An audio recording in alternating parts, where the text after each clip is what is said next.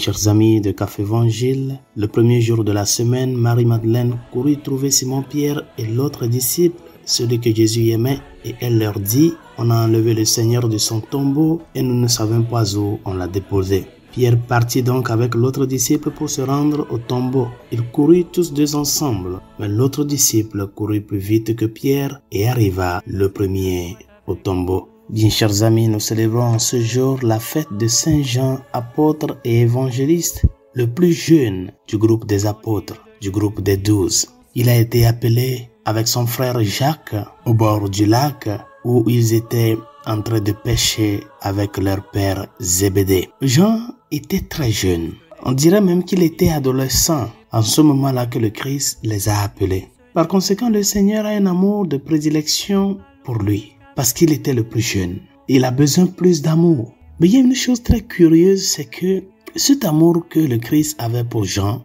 était un amour que Jean aussi avait pour le Christ. Et comment nous le savons que Jean aimait tellement le Seigneur?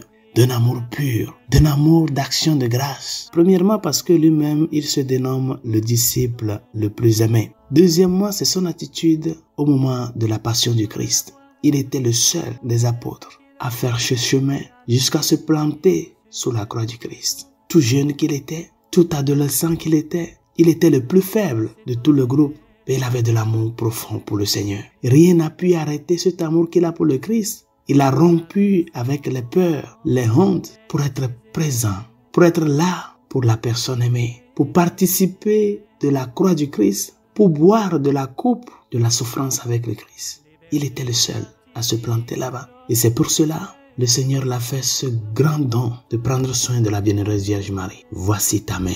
La troisième raison de que Jean a un amour profond pour le Christ, c'est devant l'annonce de la résurrection. Le texte que nous avons écouté en ce jour. Quand Marie-Madeleine a annoncé à Pierre et à Jean que c'est comme ça, quelque chose s'est passé avec la tombe du Christ, immédiatement, il s'est levé et il s'est couru vers la tombe. Je vais aller voir mon bien-aimé, qu'est-ce qui lui est passé? Bien chers amis, c'est ce que le Seigneur attend de nous. Un amour qui nous amène à rompre nos schémas de vie pour lui. Parce que l'amour dont il nous a comblés est si grand et si profond. Je me rappelle qu'un confrère prêtre me racontait que pour préparer la réunion avec les jeunes de sa paroisse, il a demandé aux jeunes de dresser une liste des sujets qu'ils aimeraient aborder lors de leur rencontre. Et comme notre monde hédoniste nous l'impose, ils ont commencé à remplir leur liste avec des thèmes comme la question de l'homosexualité, les anticontraceptifs, l'avortement, le mariage,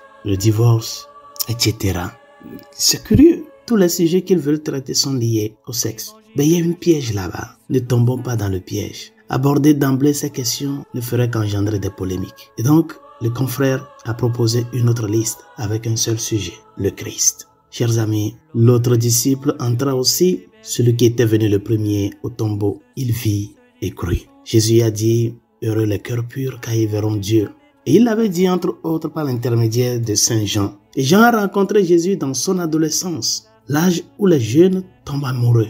Et Jean a fait cette expérience de l'amour du Christ, un amour qui le remplit, un amour qui lui ouvre le chemin de la vie, un amour qui est là pour lui, un amour pur, sincère pour le Seigneur. Sa pureté n'était pas un non au péché, mais un oui joyeux à l'amour.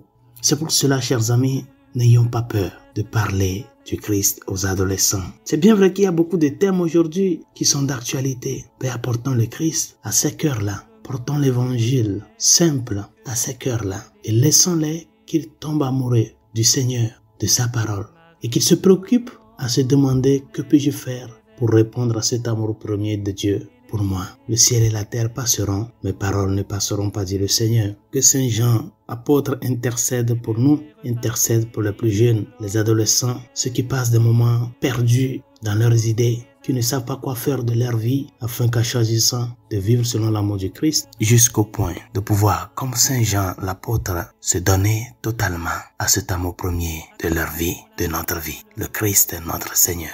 Bonne journée, Dieu vous bénisse et que Saint Jean apôtre et évangéliste intercède pour nous.